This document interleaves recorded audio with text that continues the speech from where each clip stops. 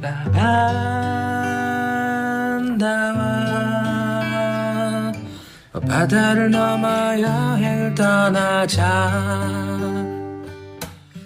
수원 축구 없는 한 주 동안 잘 지내고 계신지요? 수원 축구 경기가 없어서 골다방 팟캐스트도 쉬는 것 아니냐는 예상을 하셨던 것 같은데 경기도 우선입니다. 여러분의 예상을 빗나가게 하고자 변형기출 문제로 나타난 골다방 크루 지미스입니다. 아시는 분들은 다 아시겠지만 K리그2는 총 13개 팀으로 운영되고 있습니다. 각 두 팀씩 맞붙어야 되기 때문에 짝수로 팀 구성이 되어야만 정상적인 리그가 운영될 텐데요.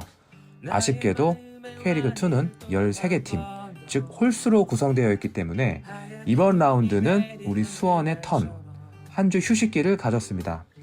간만에 축구가 주는 스트레스 없이 다른 팀들, 그러니까 남의 집 불난 것 구경도 좀 하고 유로 2024 이거 보면서 축구 트렌드를 살펴보기도 하고 각자 축구에 대한 갈증을 다양하게 해소하셨을 거라고 생각합니다. 우리 팟캐스트 패널분들은 이 휴식기 어떻게 지냈는지 궁금해지는데요. 어서 빨리 모셔보도록 하겠습니다. 인사해 주시죠. 안녕하십니까. 왼발의 맙소사 건어스입니다. 반갑습니다. 네, 안녕하세요. 유로도 보고 코파도 보고 K리그도 보는 천주 사는 전문 시청자 털보 강윤입니다. 반갑습니다. 주말에 이제 수원 축구가 없었는데 너무 허전하더라고요. 또 어떻게 좀 보내셨습니까? 한 주 동안. 네, 사랑하는 사람을 잊으려고 바쁘게 보냈습니다. 그렇죠. 사랑하는 사람 수원을 잊으려고 바쁘게 보내셨고 건어스님은 어떻게 보내셨어요? 네, 저는 요즘에 주말마다 조축 예. 나가거든요. 근데 제가 이렇게 재밌는 걸 그동안 어떻게 참고 살았나 이런 생각이 들더라고요. 그리고 말씀하신 대로 남의 집 불난 거 구경도 좀 하고 스트레스 없이 한 주 푹 쉬었습니다. 남의 집은 어디가 불났던가요? 뭐 다들 아실 거라 생각해서 말하기 좀 그런데요. 오늘은 또 이겼더라고요, 또. 그렇긴 한데 이게 이런 얘기 정말 죄송한데 강등권 보는 재미가 쏠쏠합니다. 작년에 우리가 위기였을 때 이런 기분이었을까? 그렇죠. 뭐 다들 달려붙어갖고 조롱하고 그런 거 보면 네. 남의 집 불난 게 제일 재밌는 것 네. 같아. 근데 저희 뭐 조롱까지는 안 하고 있는 것 같은데 아무튼 재밌다 이렇게 말씀드리고 저희가 지금 목표가 시즌 끝나고 나면은 이제 수원 소모임들이랑 이제 풋살 시합하려고 하고 있잖아요. 그래서 지금 건어스 열심히 조축 들어가서 하고 있고 요즘에 축구 얘기를 좀 자주 하고 있거든요. 세민이 말로는 이제 본인이 강윤님과 뭐 중앙을 보겠다 뭐 이렇게 얘기를 했는데 어허. 건어스는 공격하라 그러고 뭐 어떻게 포지션 짤 겁니까? 다 좀 잘 하고 계세요? 제가 그 조축에서 그 옛날 가투소 아시죠? 가투서 그쵸 지우개. 예. 미친 개 포지션을 맡고 있거든요. 근데 원래 그 스타일이 아니지 않아요? 원래는 아닌데 예. 뭐 하여튼 그렇게 바뀌었어요. 그래가지고 흡연했어요? 예. 뒤에서 알아서 해줄 테니까 예. 앞에서 골만 잘 넣으세요. 오호, 든든 그 자체. 강윤님은 어느 포지션 가실 거예요? 저희 다 못해가지고 아무데나 써도 됩니다. 아니 제가 강윤님을 뒤에서 이렇게 봤거든요. 이 덩치가 반다이크 보는 것 같았어요. 아니 상대팀 입장에서 강윤님이 앞에 서 있으면 못 들을 것 같은데? 드리블을 못 쳐요. 드리블을 진짜. 못 쳐. 반의 반 다이크라고 하시죠. 네, 알겠습니다. 이게 뒤가 후방이 든든하니까 아시겠지만 저는 수비 가담 따위 하지 않습니다. 앞에서 깔짝깔짝 대다가 공 오면 발만 톡 갖다 댈 테니까 완벽한 터치로 만들어내겠습니다. 제 앞에 공만 떨겨주십시오. 네, 한 주 비가 내리는데도 패널분들 잘 지내셨던 것 같고요. 저희가 이제 시작하기에 앞서서 이거를 좀 얘기를 하고 가야 될 것 같습니다. 제가 팟빵에서도 업로드를 하고 있는데 지난번에 이어서 그 기존의 불독이라는 이름으로 저희를 후원해 주셨던 분이 계셨는데 이름을 바꾸신 것 같아요. 서울역 8800님이신 것 같습니다. 그래서 이분께서 2번, 금액은 좀 밝히진 않을게요. 2번이나 또 후원을 해주셨어요. 근데 이게 지난번도 마찬가지지만 K리그 축덕 카드 할인 그 분을 저희에게 이렇게 선뜻 기부해 주신 거라서 저희가 참 귀한 손길이다. 좀 이런 생각을 느끼고 있습니다. 너무나 감사드립니다. 다시 한번 인사 감사하다고 드리시죠, 패널분들. 예, 정말 감사드리고요. 앞으로도 더 좋은 컨텐츠, 더 귀를 즐겁게 해드릴 수 있도록 노력하겠습니다.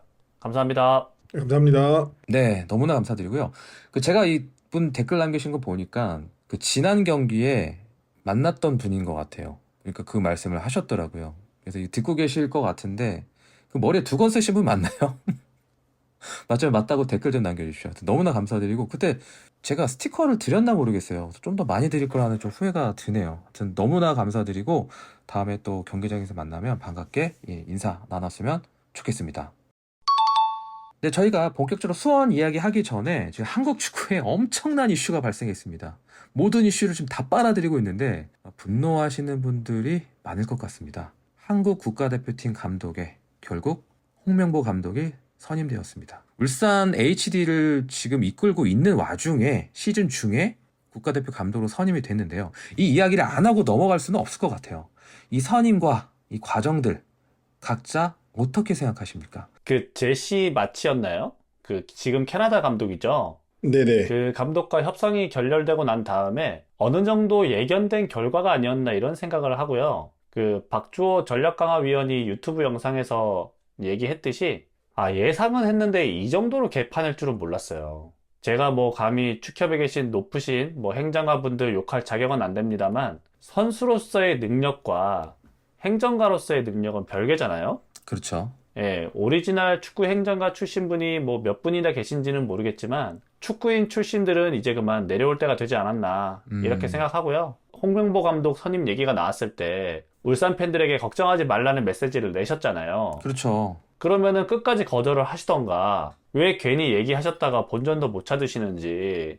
예, 선임 과정부터 뭐 벌써 이런 잡음이 도는데 앞으로 잘한다 한들 누가 박수를 쳐줄 것인지 참 걱정입니다. 우리가 이제 시작할 때 다른 집에 불 난 거 구경한다 그랬는데 우리 큰 집에 불이 나 있던 걸 또 몰랐네요. 그렇죠. 큰 집이죠.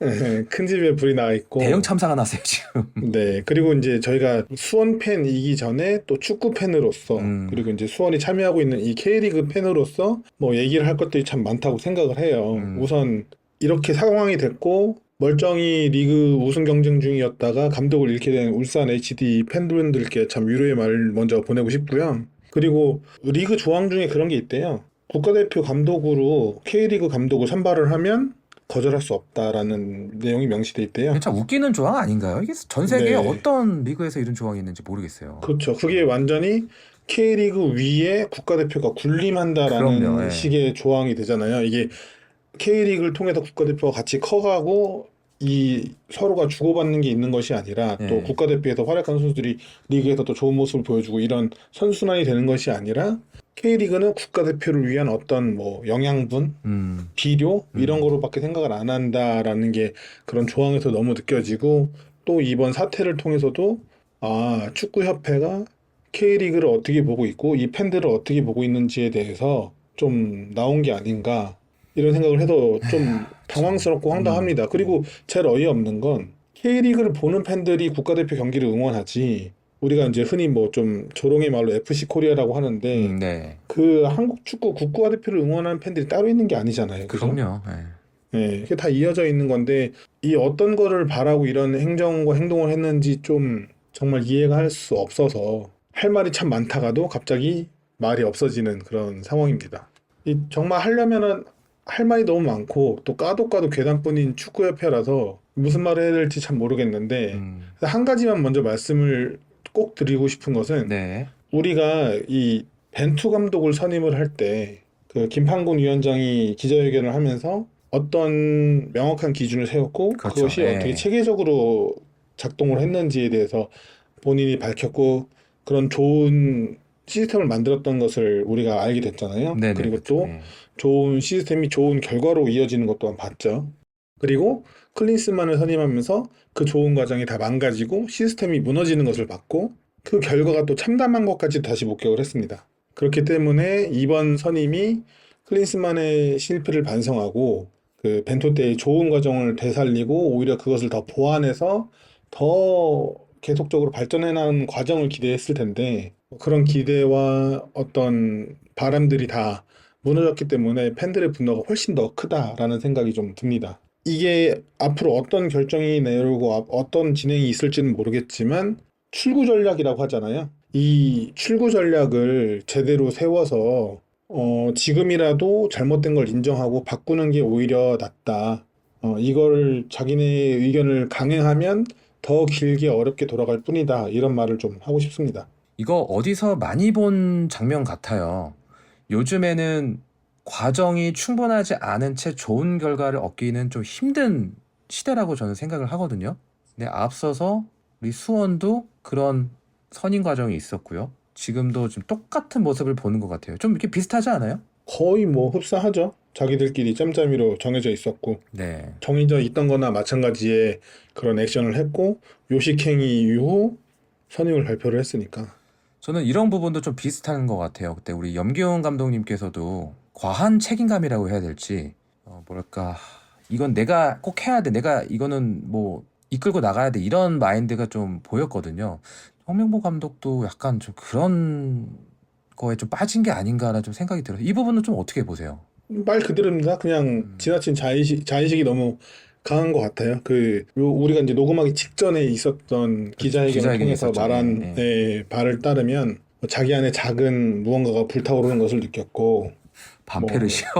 네, 명페르시오? 과거에 굉장히 2014년에 예. 굉장히 고통스러웠던 기억을 알고 있기 때문에 다시 반복하고 싶지 않았지만, 음, 다시 내가 자신이 해야겠다라고 느꼈다, 그런 얘기를 한 거 보면, 지나친, 뭐랄까요, 자의식이 작용했다라고 생각을 해야 되지 않을까 싶어요. 첫 단추가 잘못 깨어진 상태에서는 결과가 어느 정도 예상이 되는 반대, 부디 월드컵 나가서는 저의 예상이 틀리기를 바라보겠습니다. 이제 이적 시장이 활짝 열렸습니다. 이제 수원의 이적 시장에 대해서 저희가 좀 다뤄보도록 할 건데요. 정말 이번 휴식기가 수원에게는 반등을 위한 마지막 중요한 시기라고 할 수 있습니다. 그 선수단의 훈련도 훈련이지만 선수들의 이동이 그 어느 때보다 많이 이루어지고 있는 것 같은데요. 매 시즌 특히 여름 이적 시장에는 수원의 루머가 많지 않고 그냥 뭐 어그로나 좀 끌리는 좀 그런 입장이었는데 뉴 프런트로 바뀌고 나서 오랜만에 좀 적극적인 이적 시장 이야기가 들려오는 것 같습니다. 그래서 오늘은 특별히 현재까지 이루어진 영입, 아웃 소식에 대해 리뷰를 해보도록 하고요. 여러 가지 나오고 있는 썰, 그리고 오피셜 이런 이야기를 나눠봤으면 좋겠습니다. 먼저 저희 팟캐스트가 아무래도 라이브가 아니다 보니까 업로드 시점에 다루는 내용과 다른 상황이 벌어질 수 있다는 점 미리 양해 말씀드리고요. 저희는 뭐 어디 출처가 있어서 썰을 듣는 입장이 아니다 보니까 단순히 현재 나오고 있는 이야기들에 대한 견해를 말씀드리는 거라 또 이런 거 서로 다루고 가면 또 재미도 있거든요. 그래서 이 점 다시 한번 충분히 고려하시면서 들어주시면 감사할 것 같습니다. 먼저 현재까지 영입된 선수들 살펴보겠습니다. 피터 선수가 서울 이랜드로부터 카즈 교환 트레이드로 왔고요. 홍원진 선수가 충북 청주에서 이적료를 주고 데려왔습니다. 포르투갈에서 뛰던 황인택 선수가 임대 복귀했고 또 뒤에서 다루겠지만 전진우 유재호 선수를 보내면서 이규동 선수를 전북에서 스트라이커로 6개월 임대로 데려왔습니다. 그리고 또 오늘 이뤄진 내용인데 배서준 선수가 이상민 선수랑 트레이드로 임대 트레이드죠. 제가 합류를 했습니다. 이렇게 새롭게 스쿼드에 추가가 되었는데 뒤에서도 이제 다룰 선수들을 좀 제외하고 피터, 홍원진, 황인택 이 세 선수에 대해서 짧게 왜냐면 이 세 선수가 짧은 시간이었지만 경기를 좀 뛰었기 때문에 이 선수들에 대한 평가 좀 어떻게 보고 계신지 들어보도록 하겠습니다. 저희가 이전 팟캐스트에서도 여러 번 다뤘기 때문에 간략하게만 말씀드리면 네. 피터 선수는 활동량과 공격 가담으로 이미 팀 전력에 기여를 하고 있고요. 녹아들고 있죠. 네. 네, 그리고 홍원진 선수는 장점인 킥과 수비력으로 우리 미드필더의 안정감을 더할 예정이라고 생각합니다. 제가 이전 팟캐스트에서 변성환 감독 부임 후에 이종성 선수가 중용될 거라고 얘기를 했는데 제 입으로 이런 말 하기 부끄럽지만 제 예상이 좀 맞아가는 것 같은데 이 이종성 선수가 키플레이어가 되고 있지만 이 이종성 선수에게 좋은 경쟁 의식을 심어줄 수 있는 선수가 또 홍원진이다. 그런 의미로 이 영입이 또 굉장히 좋은 영입이었다라고 말씀할 수 있고요. 마지막으로 황인택 선수는 아직 어린 선수이다 보니까 팀 훈련에서 더 참여하고 팀에 녹아들면서 가진 재능을 보여주면 우리가 또 감독과 코치진이 여유 있게 이 선수에게 기다려주고 기회를 주면 자기 기량을 좀 보여줄 수 있는 포텐셜이 있는 선수다라고 말씀드리고 싶습니다. 네, 그래서 강현님은 이 세 선수에 대해서는 좀 긍정적인 이야기를 해주셨고요. 이어서 해주시죠. 뭐 거의 비슷한 내용인데요. 피터 선수는 이적하고 3경기 모두 선발을 뛰었고 본인의 능력을 증명했기 때문에 경기를 보신 분들이라면 모두 잘 아실 거라 생각하고요. 홍원진 선수도 전 팀에서 워낙 좋은 활약을 했던 선수라서 앞으로 우리 팀에 더 많은 걸 가져다 줄 수 있을 거라 생각을 하고 황인택 선수는 좋지 않은 데뷔전을 치렀잖아요. 네, 맞습니다. 예. 예, 나이가 어리고 적응기가 필요한 만큼 현재보다는 미래가 더 기대되는 선수라고 생각합니다. 네, 그렇습니다. 이 세 선수에 대한 이야기 나눠봤고요. 특히나 저는 홍원진 선수에 대한 기대가 큽니다. 이 선수 정말 잘해야 됩니다. 왜냐하면 제가 오늘 수원의 서드 유니폼이 출시가 됐는데 판매가 개시됐잖아요. 홍원진 선수 마킹했습니다. 바로. 홍원진 선수 코인을 탔기 때문에 정말 잘해야 됩니다. 원래 아침에 이제 세민이가 카톡으로 보낸 거예요. 이거 오늘 출시했다고. 그래서 제가 그때 이거 왜 사냐고 그랬어요. 불과 한 6시간 만인가? 6시간 7시간 만에 제가 건너스한테 야 그래서 마킹 누구 해야 돼? 그러니까 건너스가 피터 하라고 무조건 그랬는데 홍원진으로 갔습니다. 근데 더 웃긴 몇 명을 거는 보신 거죠? 그러니까 이게 홍원진 선수로 마음을 먹고 이제 그 결제를 하잖아요. 근데 결제할 때 어떻게 되냐면 그 번호를 입력하고 선수 이름을 거기 누구로 마킹할 건지 쓰게 돼 그렇죠, 있어요. 예. 예. 근데 14번까지는 썼어. 근데 갑자기 홍원진 이름이 생각이 안 나는 거야. 서정원 써야죠 그러면. 그래서 홍현석인가? 자꾸 이 생각나서 홍현석이랑 쓰고 나중에 전화해서 바꿔야 되나 했는데 옆에서 하늘이가 다행히 그 검색해서 찾아줘가지고 홍원진 선수로 안전하게 마킹 했습니다. 그러니까 홍원진 선수 올해 대박 터져야 됩니다. 네, 응원하겠습니다. 현재 날짜까지 아직 오피셜은 안 났지만 강영묵 선수가 제대 후에 김천 상무죠. 제대 후에 합류 예정입니다. 김천이 일부에서도 진짜 엄청 잘하고 있습니다. 근데 이 팀에서 강영묵 선수가 주력으로 활약했습니다. 강영묵 선수의 복귀 어떤 기대감을 갖고 계십니까? 강현묵 선수는 아마 김보경 선수 자리에서 뛸 것 같은데요. 김보경 선수와는 다르게 중앙에서 플레이하는 걸 좀 선호하는 것 같아요. 맞아요. 예. 드리블이 능하고 뭐 슈팅 센스도 있고 반면에 또 수비 가담이 적극적이지 않다는 게 좀 흠이라고 하더라고요. 그래서 전역했으니까 김천에서 하듯이 병장 축구하면 이제 죽는 거죠, 이제. 그러니까 수비 가담 잘 해줬으면 좋겠고 중앙에서 순간적인 침투가 능하고 또 패싱력이 좋다 보니까 김천에서 활약했던 것만큼의 활약을 수원에서 잘 이어갔으면 좋겠습니다. 7월 15일 제대 예정이라고 해요. 뭐 아직 확정된 소식은 아니겠지만 본인 인터뷰에서도 수원으로 오겠고 승격에 기여하고 싶다라고 밝힌 이상 복귀가 확실시 되는 것 같습니다. 말씀하신 대로 김천에서 원두재, 김진규 선수와 함께 주전 3미들로서 아주 좋은 활약을 보였고 또 지금 우리 포메이션과 비슷하게 앞에 있는 나서는 공격형 미드필더 자리에서 뛰었기 때문에 조금의 디테일은 다르겠지만 어쨌든 자리가 낯설진 않을 거다. 그렇기 때문에 팀에 적응하기도 어렵지 않을 거다라고 생각을 하고 있고요. 또 볼소유도 강점이고 또 활동량도 한층 발전한 것으로 보여서 우리 공격에 좀 활기를 불어넣어 줄 것으로 예상이 됩니다. 네, 그래서 저는 이건 제 개인적인 생각인데 강영묵 선수 하면은 균도한 선수가 좀 생각나요. 스타일이. 뭐 동의하실지 모르겠는데 예. 좀 체구도 좀 비슷하고 수원 삼성의 균도한이 돼줬으면 좋겠습니다. 그러면 복귀전이 7월 20일 날 치르는 충북 청주의 홈 경기가 되겠네요. 만약 경기를 뛴다면. 그럴 가능성이 높겠죠. 네, 너무 기대하고 있는 선수고 저도 이 선수가 마지막 반등의 기초가 되지 않을까, 힘이 되지 않을까 뭐 그런 큰 기대감을 갖고 있습니다. 아무튼 강영묵 선수 복귀 미리 환영하겠습니다. 현재까지 아웃된 선수들도 좀 살펴보겠습니다. 유난히 좀 많은 것 같아요. 민상기 선수가 포항으로 떠났고 카즈키 선수는 서울 이랜드로 트레이드됐습니다. 전진우, 유재호 선수도 오피셜이 났죠. 전북으로 떠났고요.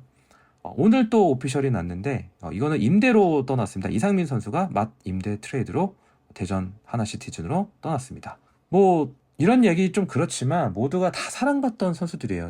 정말로 다 사랑받았던 선수들이고 아쉬움이 많이 남는 아웃 소식인데 이 건들에 대해서 이야기해 주실 부분이 있으면 좀 말씀 좀 해주시면 좋을 것 같습니다. 네, 뭐 현재까지 변성환 감독이 보여주고 있는 모습을 보면 뭐 아직 성적이 따라오진 않더라도 분명 팀을 긍정적으로 바꿔나가고 있다라고 할 수 있겠는데요. 그거는 뭐 사실이죠. 예. 네, 그렇기 때문에 변 감독의 의지가 반영된 아웃이라면 아무리 오래 머물렀던 선수더라도 떠나는 것에 대해서 코칭 스태프를 저는 신뢰하려고 합니다. 물론 우리 선수들이었기 때문에 정든 것은 사실이지만 결국에는 팀보다 중요한 선수는 없으니까 뭐 또 그리고 오래 머물렀던 선수들이 떠난다는 것에 대해서 다른 선수들이 경각심도 가질 수 있게 될 거고요. 그런 의미에서 그냥 코칭 스태프를 신뢰하고 지금 남은 선수들을 더 애정해 주려고 생각하고 있습니다. 민상기 선수는 이번 시즌에 전력 외였기 때문에 뭐 어쩔 수 없는 선택이었다고 봐요. 근데 이제 카즈키 선수는 마음이 사실 좀 많이 아팠지만 피터 선수가 지금 잘해주고 있기 때문에 지난번에도 언급해 드렸듯이 서로 윈윈이었다고 생각을 하고요. 마지막으로 이제 유재호 선수는 홍원진 선수가 이적하면서 아, 유재호가 나가겠구나 생각을 했는데 전진우 선수는 되게 의외였어요. 저도 그래요. 예. 예, 감독님이 살리신다고 하셨잖아요. 살릴 자신이 없으셨나 봐요. 두 선수 다 포텐이 있고 가진 능력이 있는 선수이기 때문에 보내는 게 맞나라는 생각도 들지만 현재 수원의 상황이 그렇지 않기 때문에 어쩔 수 없는 선택이었다고 보고요. 이제 경기를 많이 못 뛰고 있잖아요. 유재호 선수 같은 경우에는. 또 고맙게도 두 선수가 이적료를 얼마라도 받은 걸로 알려지고 있는데 이제 그 이적료를 부디 잘 사용했으면 하는 바람입니다. 이적료가 둘이 해서 6억이라는 얘기가 있더라고요. 네, 그 K리그는 공개적으로 이적료를 밝히지 않기 때문에 또 선수 연봉에 대해서도 제대로 알려지는 경우가 적어서 뭐 기자들의 어떤 풀어주는 썰이나 아니면 그 자기 유튜브 채널을 통해서 밝혀지는 이야기들을 통해서 추측할 수밖에 없는데 뭐 그런 것에 따르자면 전진우 유재호 선수의 이적료가 합계가 6억 정도 될 거다. 그리고 또 민상기 선수가 포항으로 이적하면서 발생한 이적료가 5천만 원 정도다라고 5천만 원. 뭐 이야기가 돌고 있습니다. 반면에 저희가 홍원진 선수 데려올 때 2억 5천 정도에 데리고 왔다는 얘기도 있더라고요. 네, 그것도 저희 프런트가 굉장히 거래를 잘했다고 느꼈던 게 민상기 선수의 자녀 연봉이 꽤 되는 걸로 알고 있어요. 네네. 그리고 이제 조금이라도 받은 뭐 실제 금액으로는 5천만 원이 우리 개인에겐 적은 금액은 아니지만 그렇죠.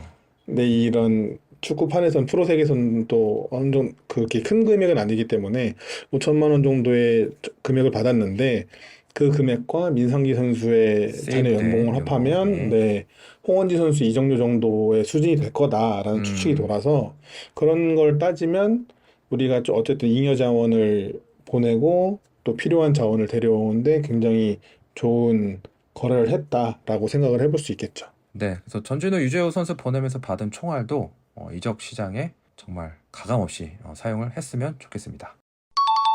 이번 이적 시장은 더욱이 상징성이 큰 선수들이 많이 떠나는 것 같아요.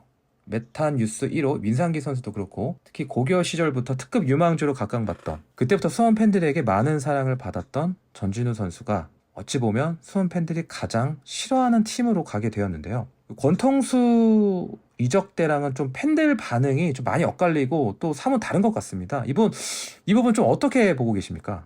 이거 말하기가 좀 조심스러운데 네, 괜히 좀, 잘못 얘기했다가 또 민감한 상황이더라고. 네. 득달같이 달려들어가지고 또 악플 쓸까봐 좀 그런데 그냥 제 생각만 말씀을 드리면요. 네. 이제 권통수 같은 경우에는 팀이 가장 필요로 할 때 부상으로 자리에 없었고 그렇죠. 또 부상 중에도 팀에 대한 애정이라던가 이런 걸 전혀 표현하지 않았었죠. 네.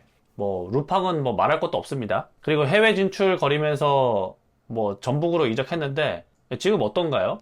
한 경기도 못 나오고 있잖아요. 네. 지금쯤이면 전북 팬들도 이거 사기당했다고 생각할 것 같아요.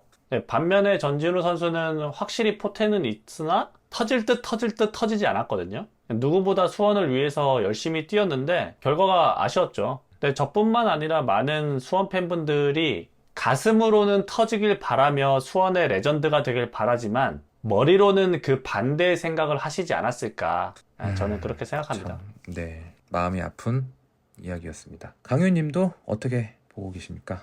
네, 뭐 빵집 하니 어쩐저쩐 했던 그 선수는 그 유럽 진출한다고 해서 우리가 적은 가격에 보내주고 또 군대 가야 된다고 그래서 받아주고 또 뛰게 해주고 근데 부상으로 거의 못 나왔죠. 그리고 군대 갔다 와서도 부상으로 거의 군 시절 날려먹었어도 돌아올 팀이 돼주고 결혼할 때도 저 무직 백수인데요 하면 결혼해주겠냐고요. 근데 프로축구 선수인데요 라는 타이틀 가지고 결혼한 거잖아요. 그렇죠.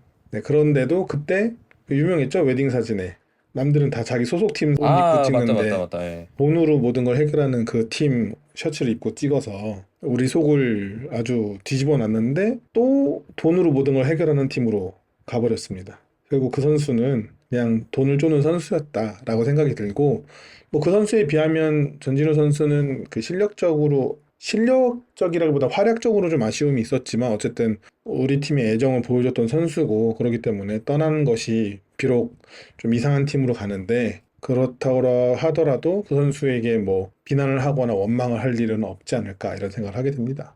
네, 저도 요거는 한 말씀을 좀 보태야 될 것 같은데요. 저도 정말 전진우 선수를 많이 아꼈고 전진우 선수가 고3 때부터 저는 팬이었어요. 그래서 고등학교 때도 뭐 빨리 프로 올라가서 오스마를 뚫어버리고 싶다 이런 인터뷰도 하고 했었는데 비록 잠깐 런을 했지만 바로 턴을 해서 저는 그것도 되게 기특했어요, 솔직히. 그래서 좀 많은 애정을 갖고 있었던 선수였습니다. 그리고 이 선수가 수원에 얼마나 많이 애정을 갖고 인터뷰나 이런 거 할 때 보면은 정말 그런 게 느껴져요, 사람의 진심이. 그리고 최선을 다해서 수원을 위해서 뛰었다는 것도 잘 알고 있어서 솔직히 그 마지막 그 전진우 선수의 영상을 보는데 좀 가슴이 좀 뭉클하더라고요. 참 원래는 여기에 레전드로 남았어야 되는 선수가 이런 어쩔 수 없는 선택을 해서 이렇게 헤어져야 된다는 사실이 좀 많이 안타깝고 슬펐습니다.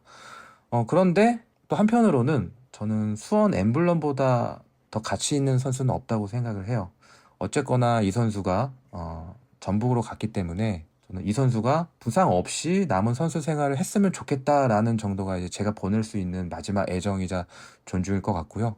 그 팀에서 성공하길 빈다거나 그 팀에서 잘했으면 좋겠다라는 말은 제가 참 못하겠어요. 왜냐면 아시잖아요. 그 팀 간의 관계. 차마 뭐 그런 말씀은 뭐 드리기는 좀 어려울 것 같은데 팬분들이 지금 보내고 있는 이런 뭐 응원 문구나 이런 거는 뭐 존중합니다. 뭐 그거를 뭐 개인차가 다 있는 거고 선수 팬도 팬이고 하여튼 그거에 대해서는 전혀 저희가 뭐 함부로 말씀드릴 수는 없을 것 같아요. 그래서 각자의 방법으로 이 시간을 좀 잘 보내면 좋을 것 같습니다.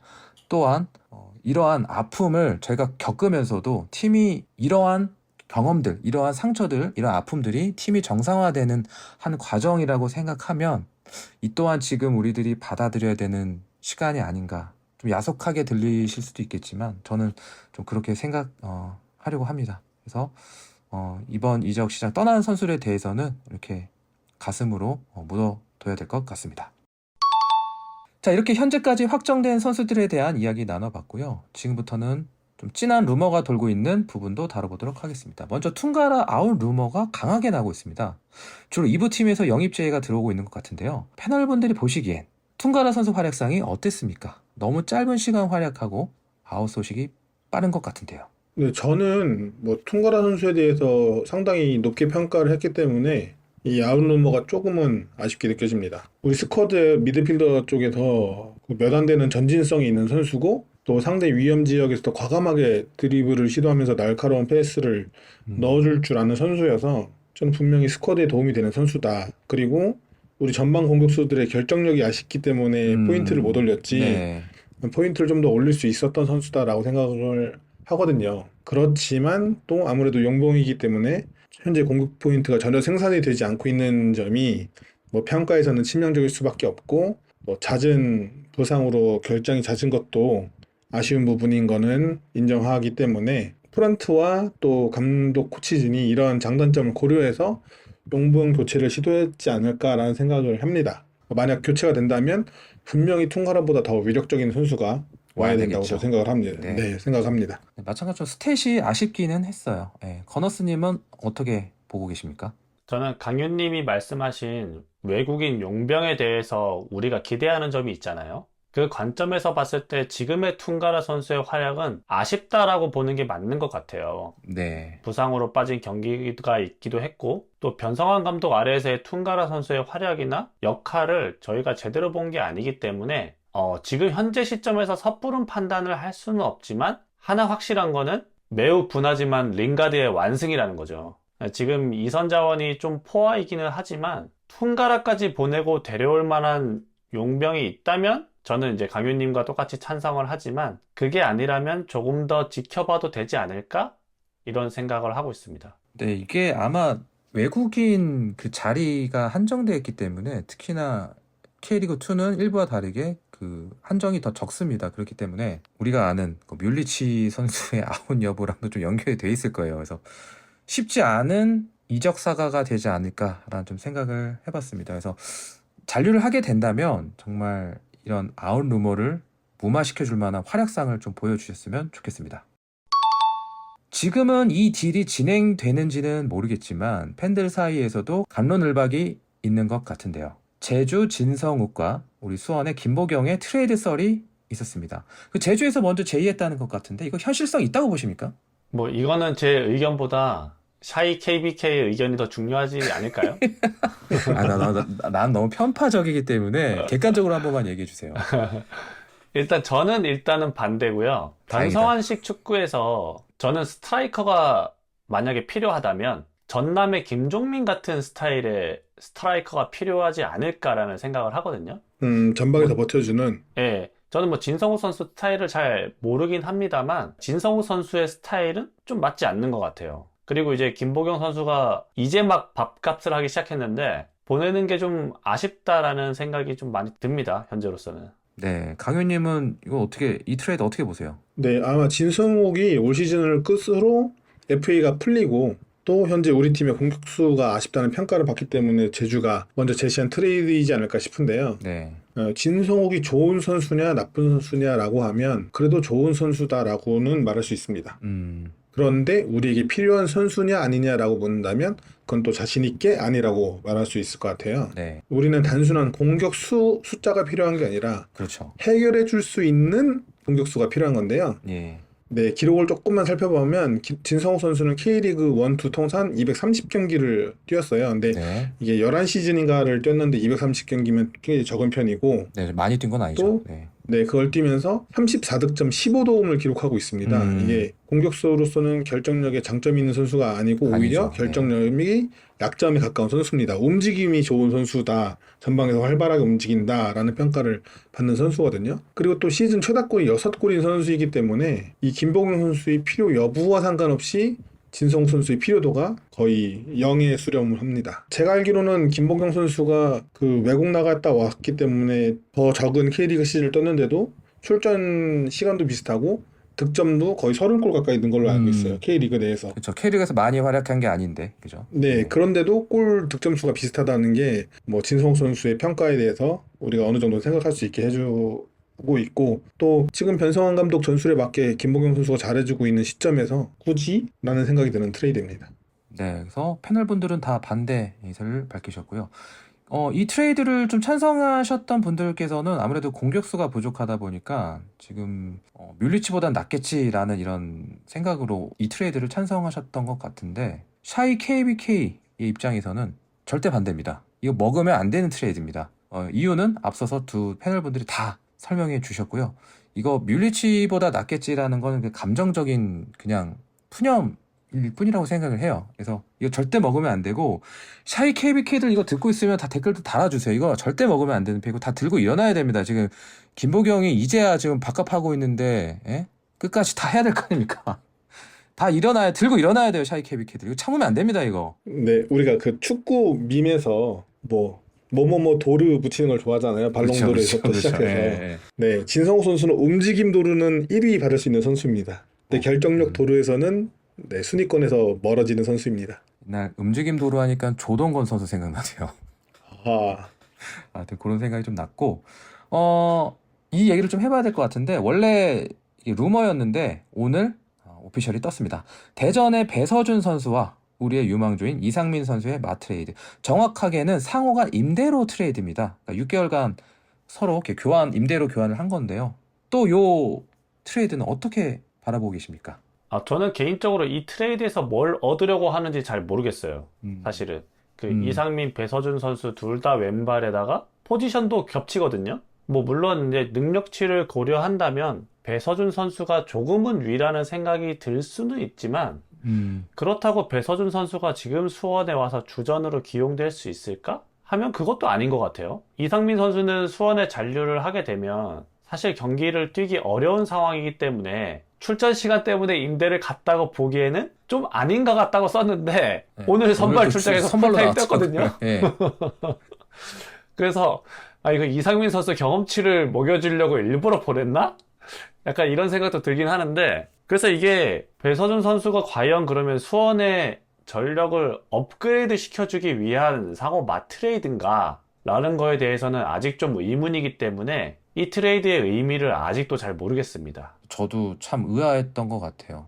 당장 배서준 선수가 온다고 해도 주 포지션에서 만약에 사이드백으로 뛰어도 이기재 선수를 밀어내야 되거든요. 당장 주전이라고 보기 힘든데 굳이 이상민까지 내주면서 이렇게 바꿨어야 됐나라는 생각을 해봤는데 뭐 임대니까 그래도 좀 어느 정도는 좀 수긍을 하고 있습니다. 강효님께서는 이 트레이드 어떻게 바라보고 계십니까? 네, 그 배서준 선수에 대해서 뭐 이미 우리 팬들 많이 알아보셨겠지만 간단하게 소개를 해드리면 배서준 선수는 왼발잡이 선수로 왼쪽 풀백, 왼쪽 윙포워드, 오른쪽 윙포워드, 그러니까 양쪽 윙포워드를 다 가능한 소화할 수 있는 선수이고요. 청소년 대표에서는 주로 왼쪽 풀백으로 나와서 적극적인 공격 가담을 보여줬고 프로 무대에서는 양측면 공격수, 특히 오른쪽에서 반대발 공격수로서 많이 기용되고 있습니다. 그래서 이상민 선수와 맞트레이드이기도 하고 또 포지션도 겹치는 부분이 있기 때문에 누가 득인지 슬인지 살펴보기 위해서 기록을 조금 더 찾아봤는데요. 배서준 선수는 이번 K리그 1에서 11경기에서 1도움을 기록하고 있습니다. 이 공격수 위치로 나오는 것 치고는 조금 아쉬운 기록이죠. 그리고 이상민 선수는 K리그 2에서 16경기 출전했고 1득점 2도움을 기록하고 있습니다. 왼쪽 풀백과 오른쪽 윙어를 번갈아 가면서 출전 중이기 때문에 조금 더 그래도 공격 포인트가 높다라고 말씀드릴 수 있고 공격적인 기록을 조금 살펴보면 배서준 선수는 이번 시즌에 7개의 슈팅을 기록하고 있고 그 중에 유효슛이 4개입니다. 왼발킥이 좋기 때문에 네, 꽤 정확하네요. 어린 선수지만 네, 종종 코너킥을 차기도 하고요. 이번 시즌 이제 패스 성공률을 보면 패스는 공격 위치에서다 보니까 그리고 출장 수가 높지 않다 보니까 164개로 좀 적고 성공률이 85% 정도라고 기록이 돼 있습니다. 예, 예. 그리고 이상민 선수는 마찬가지로 올 시즌 7개의 슈팅을 기록했고 그중에 유효슛이 3개입니다. 경기 출전 수도 배서준 선수에 비해 많고 또 풀백 포지션에 주로 출전하다 보니 패스는 337개 배 이상을 기록했고 성공률이 87%좀 높은 편입니다. 그리고 이상민 선수의 중요한 거는 올 시즌 키패스가 8개예요. 배서준 선수는 키패스가 없다고 나오는데 네. 이 8개라는 게 왜 중요하냐면 올 시즌 K2에서 4개의 도움으로 도움 1을 기록 중인 선수가 전남 용봉 공격수 몬타노 선수인데 네네. 이 몬타노 선수가 기록한 키패스가 11개입니다. 아, 네, 4어시인데 11개 기록 중인데 이상민 선수가 키패스가 8개예요. 다르게 말하면 예. 우리의 전방 공격수가 그만큼 무능했다. 해결을 못했다. 할 수 있지만 어쨌든 이상민 선수가 공격적인 재능이 또 부족한 선수는 절대 아니다 라고 얘기를 할 수 있고요. 뭐 자세한 기록을 더 살펴보고 싶은데 특기할 점을 보고 싶은 게 그 이상민 선수가 이번 시즌 획득이라는 수비 지표가 있는데 이 획득이 루즈볼이 된 공을 가져오는 거. 쫓아가서 우리의 소유권을 가져오는 행위를 예. 획득이라고 하더라고요. 예. 근데 이 획득이 배서준 선수는 48개인데 네. 이상민 선수는 90개입니다.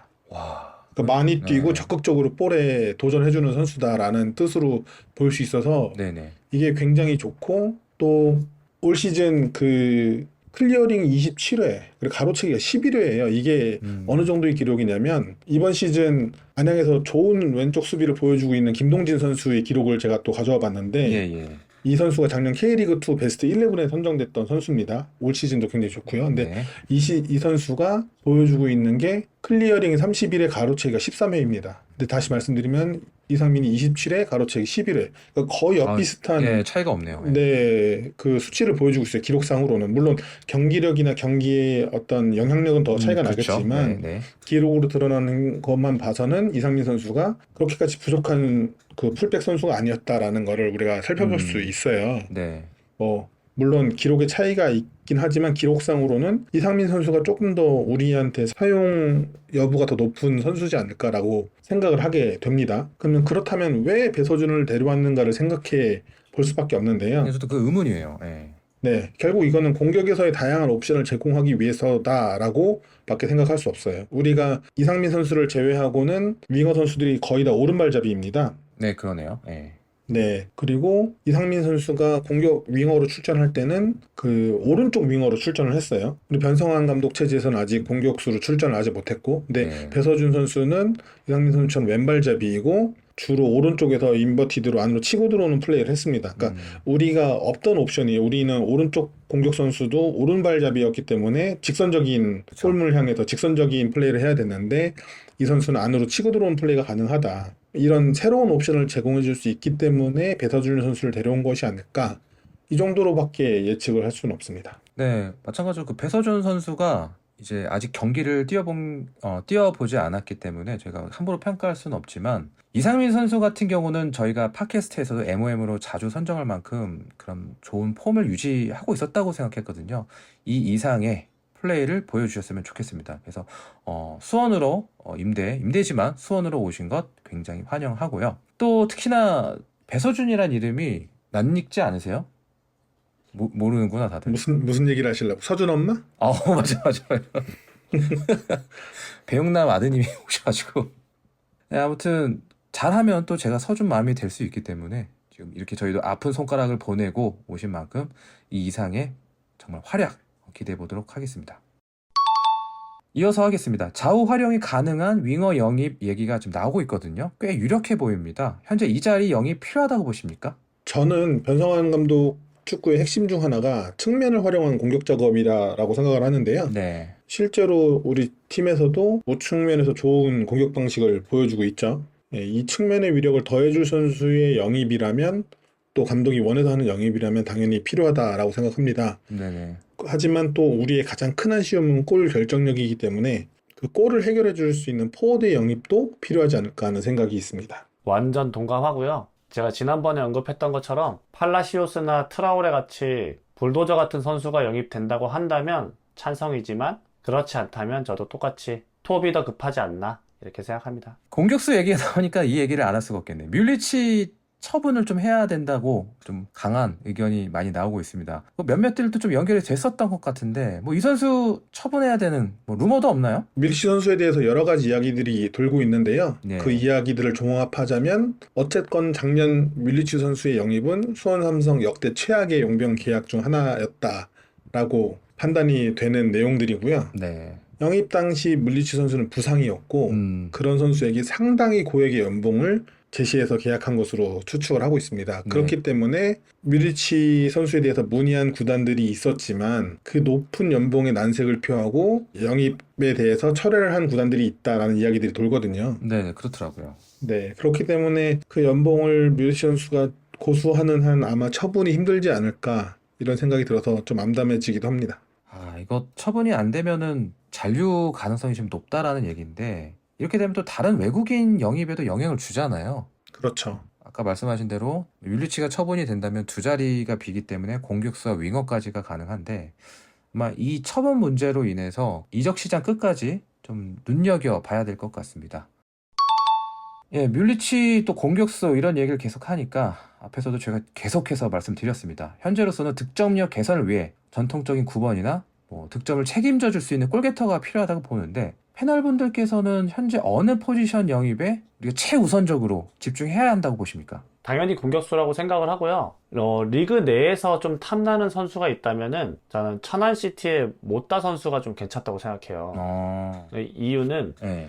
2부 리그가 피지컬적으로 좀 치열하잖아요. 네, 그렇죠. 네. 근데 모따 선수의 피지컬이 굉장히 좋아요. 키가 194에 94kg거든요. 네. 수비수 입장에서 매우 곤란할 것 같다는 생각이 들고 지난 경기에서 저희가 이 선수한테 골 먹고 졌잖아요. 마음이 네, 아프네요. 그래서 용병 공격수를 영입해야 된다면 모따 선수처럼 피지컬이 좋고 또 그거를 잘 활용할 수 있는 선수면 좋겠다 이런 생각을 했습니다. 못다란 이름부터 레전드의 이름이 떠오르긴 하는데 축구를 잘할 것 같은 이름이죠, 모따. 그쵸. 성남에 못다가 있었죠. 네. 딸깍도 가능한 공격수죠, 모따가. 네, 우리가 그 천안전대 그 딸각에 먹혔죠. 그러니까요. 예. 그래서 정 안 되면은 혼자서도 해결할 수 있는 게 아무래도 용병 공격수의 역할이라고 좀 생각이 드는데 모따 선수가 탐난다고 말씀을 해주셨습니다. 강유님은 우리가 어느 포지션의 영입을 우선적으로 해야 한다고 보십니까? 저도 뭐 같은 생각인데요. 이선 자원이 우리 팀에 많기 때문에 그 이선 자원들을 살려줄 전방에서 버텨주고 수비수들과 싸워주는 전통적인 센터 포워드가 필요하다고 생각을 하고 또 그 선수가 득점력까지 갖추고 있다면 우리가 정말 위력적인 팀으로 거듭나지 않을까 생각을 합니다.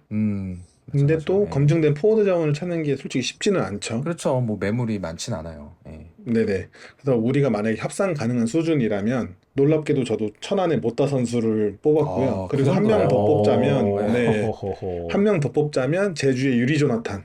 아, 유리 조나탄. 네, 부상 중이긴 하지만 그 유리 조나탄이 우리랑 작년 경기도 생각해 보면 예. 그냥 선수 한 명은 달고 있어요. 이게 굉장히 탄탄하지 않나요? 이 피지컬도. 네, 몸이 예. 엄청 탄탄해요. 튕겨져 나올 것 같은 그런 탄탄함이었는데. 네, 그래서 유리 조나탄과 그다음에 천안의 모따 선수가 만약에 이제 우리가 영입을 한다면 훨씬 더 되게 쏠쏠하게 쓸 수 있는 선수들이지 않을까 뭐 이런 생각을 좀 합니다. 아무래도 실패 사례가 워낙 많았었기 때문에 검증된 자원으로 좀 보셨던 것 같고요. 그 또 유리 조나탄이라 이름에서 또 합이 잘 맞을 것 같지 않습니까? 근데 또 조나탄이라는 레전드의 냄새가 나는 이름이어서 예, 그래서 혹시라도 이게 이루어진다면 이 팟캐스트는 성지가 될 겁니다. 아니 근데 우리 팀에도 2m 3의 거구 공격수가 있는데 네, 제 마음에서 지웠습니다. 왜 우리는 이럴까요? 진성욱과 KBK 트레이드가 아닌 유리 조나탄과 KBK의 트레이드. 아, 어려운데. 내 마음을 흔들어 놓는데. 저는 보냅니다. 이거 내 마음을 흔들어 놓는데. 아, 하여튼 제가 유리 조나탄 급의 선수가 왔으면 좋겠다는 의견에 100%, 1000% 공감을 해봅니다. 앞서서 저희가 아웃된 선수들 이야기를 좀 해봤는데 그 선수들 보면은 그 시즌 초에 베스트 11 혹은 주력 선수들 대부분이 좀 빠져나간 느낌이에요. 정말 한 4-5명이 훅 빠진 느낌이거든요. 박경원 단장님이 인터뷰에서 현 스쿼드에 대한 불만을 많이 표출을 하셨고 3분의 2는 바꿔야 한다고 강한 기조로 말씀하셨는데 진짜 칼을 대고 있는 것 같습니다. 지금 시즌 중인데 이렇게 급격한 변화, 지금 이 부분을 좀 부정적으로 보는 시각도 존재하거든요. 이런 급격한 변화, 우리 패널분들께서는 어떻게 생각하고 계십니까? 물론 시즌이 끝나고 바꾸면 매우 좋겠지만 저희는 중간에 감독이 바뀌었잖아요. 네. 좀 특수한 상황이라고 생각을 하고요. 변성환 감독이 부임하기 전에 본인에게 맞는 선수와 그렇지 않은 선수들을 미리 선별했다고 저는 생각을 하거든요. 네네. 그래서 변성환 감독이 올해만 감독을 할 게 아니라면 기왕이면 빨리 바꾸는 게 저는 맞다고 봅니다. 그냥 매도 먼저 받는 게 낫다. 네, 저도 동일한 생각인데요. 겨울 이적 시기에서 변화를 주는 게 아주 이상적이겠지만 현재는 뭐 새로 팀을 거의 만들어 나가는 과정이다라고 할 수 있기 때문에 네. 필요한 변화라면 얼마든지 시도하는 게 맞다고 생각을 합니다. 근데 단 우리가 변화에 대한 분명한 비전과 그에 따른 계획을 제대로 세워놓고 하는 변화였으면 좋겠어요. 그러니까 무턱대고 하는 게 아니라 이번 여름에는 이 정도 수준의 스쿼드를 변화시키고 그걸로 어느 정도의 성적을 노리고 그다음에 그 결과를 가지고 겨울에는 또 어느 정도의 스쿼드의 변화를 꾀하겠다. 이런 식의 어떤 큰 계획을 짜놓고 거기에서 세부 계획을 또 짤 수 있을 거잖아요. 그런 명확한 계획이 있을 때 우리가 도달해야 되는 지점에 분명히 도달할 수 있을 거다라고 생각을 해서 그런 지향점을 제대로 갖춰놓고 하는 변화라면 얼마든지 찬성한다라는 게 제 의견입니다. 네, 말씀하신 게 계획적으로 계획에 의한 그런 스쿼드 변화를 말씀을 드렸고요. 성공적으로 리빌딩하는 팀들 보면 이렇게 계획적으로 순차적으로 이번 시즌에는 어디까지, 다음 시즌은 어디까지 뭐 이런 게 참 잘 이루어지고 있는 것 같은데 그런 모습이 수원에게도 지금 모습이 바로 그런 모습이길 바라보겠습니다. 또 덧붙여 보면은 그래서 지금은 좀 비우는 시간인 것 같고 이제 남은 이적 시장은 채우는 시간이길 바라보겠습니다. 스쿼드에 부족한 부분이 많이 있기 때문에 그 부분을 채울 수 있는 또 힘이 될 수 있는 그런 시간이길 바라보겠습니다. 끝으로 현재까지 이적 시장 점수를 좀 매겨보려고 하는데요. 각 패널분들께서 채점을 좀 해주시고 종합적인 평가도 좀 내려주시면 좋을 것 같습니다. 네, 지금은 굳이 따지자면 중간고사 결과가 나왔다라고 생각해 볼 수 있는데요. 네. 뭐 팀이 필요하는 부분에 대한 영입이 있었고 또 좋은 거래를 통한 방출이 있었기에 중간고사 점수는 A를 줄 수 있다라고 생각을 합니다. 꽤 높게 평가하셨네요. 네. 하지만 아직 보강이 필요한 포지션들도 있고 우리가 이제 아직도 잉여라고 생각하는 자원들도 있기 때문에 추후 영입이 어떻게 되는가에 따라서 여름에 대한 총평가는 바뀔 것 같습니다. 네, 그럼 이적 시장 끝까지 지켜봐야 될 것 같고요. 건너스님도 점수 부탁드립니다. 네, 외국인 용병이나 톱 자원이 영입된다면 A, 그렇지 않고 지금에서 끝난다면 C 이렇게 생각합니다. 간극이 꽤나 큰데요. 공격수에 대한 그 정도로 지금 공격수가 정말 필요하다는 얘기겠죠. 그렇죠. 네. 이렇게 각 A점, 그다음에 C점 이렇게 학점 스타일로 채점을 해주셨고요. 아직 이적 시장이 끝나지 않았습니다. 제가 앞에서도 한번 말씀드렸듯이 이제까지 비웠다면 채워야 됩니다. 채워서 저희가 마지막에 이적 시장이 끝날 때쯤에 평가를 다시 한번 여러분들과 나눠보도록 하겠습니다. 네, 이렇게 이적 시장 이야기를 나눠봤고요. 이어서 이번 주 펼쳐지는 천안 원정 이야기를 잠깐 나눠보도록 하겠습니다. 초반에 천안에서 한 4,000명 정도 되는 좌석을 풀었어요. 5분 만에 매진됐습니다. 그리고 이어서 이게 재미를 좀 봐야 되기 때문에 천안에서도 1년에 많이 없는 대목이거든요. 또 1,000석 넘게 더 추가적으로 푸셔가지고 특히 5,000명 정도의 이제 원정 팬들이 이제 참석을 하게 될 텐데 이 5,000명의 원정 팬들 허탈하게 돌아오면 안 되거든요. 처음 빅버드에서는 앞에서 말씀드렸던 모따에게 딸깍당해서 0대1로 수원이 졌습니다. 특히나 그 수원이 힘든 시기를 겪고 있었던 5월 그 시기에 경기를 했었는데 지금은 수장이 바뀌었고 이 바뀐 수장으로 맞붙게 됩니다. 천안전 어떻게 공략하면 좋을지 각자 의견 부탁드리겠습니다. 일단 이거 전에요. 수원 원정 팬이 5,000명이 가잖아요. 네. 그러면은 천안 역사상 최다 관중이 또 기록되는 거 아닙니까? 무조건 기록일 것 같습니다. 제 생각도 그래요. 예. 또 기록 깨는 거 수원이야. 야, 우리가 한다니까. 일단은 조심하세요. 뭐 저희는 그냥 하는 대로 하면 될 것 같고요. 제가 아까도 언급했듯이 못다 선수를 조심했으면 좋겠습니다. 못다 딸깍이 너무 조심하면 무서워. 될 것 같고 저희가 1승 후에 2무를 했잖아요. 네네. 다시 그래서 승리할 때가 됐다고 생각하고 1대0 승리 예상해보겠습니다. 골은 누가 넣을 거라고 생각하시길래 1대0입니까? 골이요? 네. 김주찬 선수가 넣지 않을까요? 김주찬 선수 골로 1대0 승리 예상해 보셨습니다. 이거 맞으면 대박. 순간적으로 밀리치란 말이 나올 뻔했는데 움찔했어요. 호호. 이거 샤이 밀리치 아니야? 샤이 밀리치? 샤이 밀리치요? 샤이 밀리치 아니에요? 샤이 밀리치요? 네. 분노의 밀리치네. 분노의 밀리치? 분노의 분묘. 네.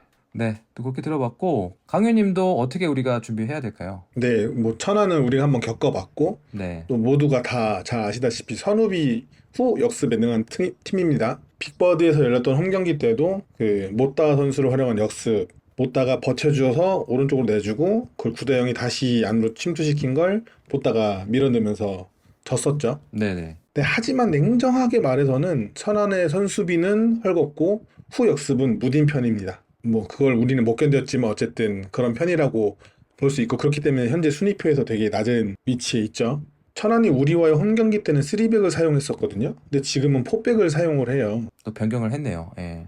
네, 그 이유는 그 천안의 하프스페이스 공간에 대한 약점이 있고 그것을 보완하기 위해서 쓰고 있는데요. 근데 또 그 4백으로 바꿨다고 그렇게 잘 되고 있는지는 또 모르겠습니다. 지난 안양과의 경기에서도 그 하프스페이스에 대한 침투를 계속 허용했기 때문이죠. 그리고 또 전반에 많은 에너지를 써서 후반에 또 지치는 경향도 종종 보였기 때문에 우리는 우리가 하던 대로 측면과 하프스페이스를 잘 공략하고 또 상대가 강하게 나오는 전반전을 실점 없이 넘긴다면 후반에 좋은 결과가 있지 않을까 이런 생각을 하고 있습니다.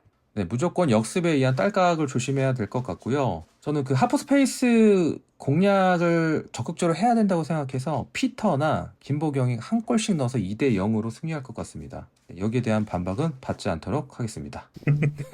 알겠습니다. 피터의 중거리 골이 무조건 들어가야지 뭐. 네. 중거리골 들어가면 그 우리 빅버드 마지막 경기 날 그 생수 한 박스 사갖고 가서 뵈는 분들마다 나눠드리도록 하겠습니다. 저번에 약속한 네, 대로. 공약을 하셨죠. 네, 또 피터 선수 화이팅!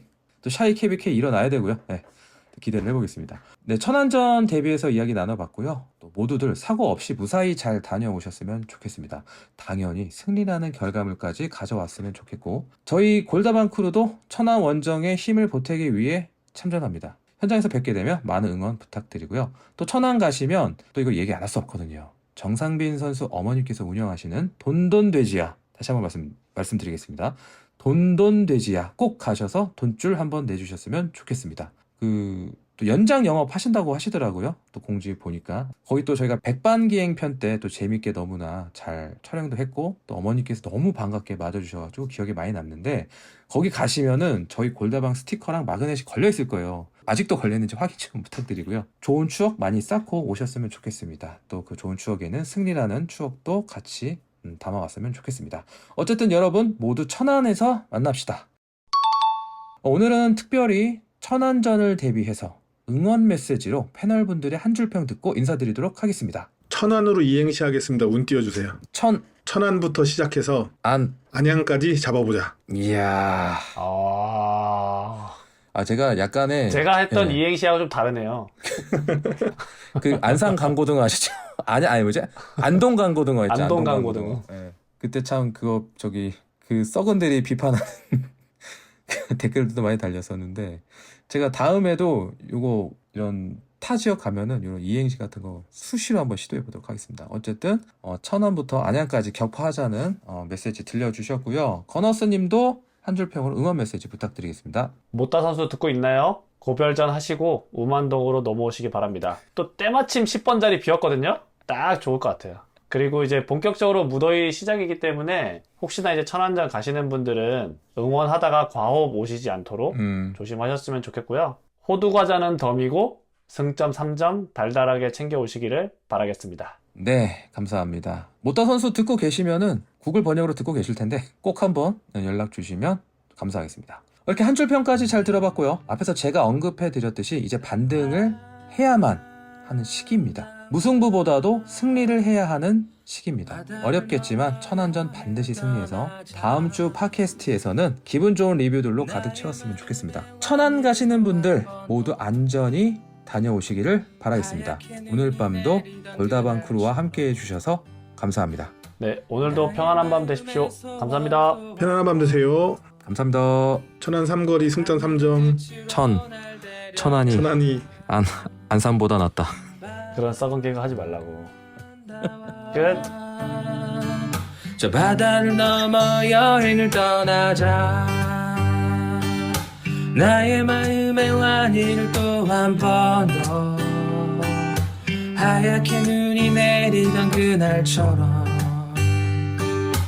나의 마음의 소원을 또 한 번 더 저 하늘의 끝으로 날 데려가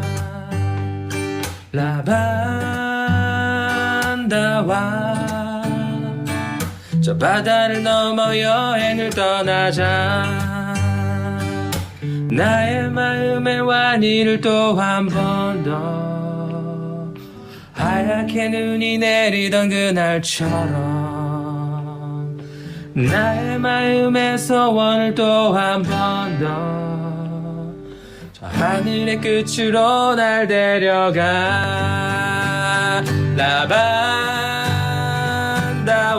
라반다와 저 바다를 넘어 여행을 떠나자.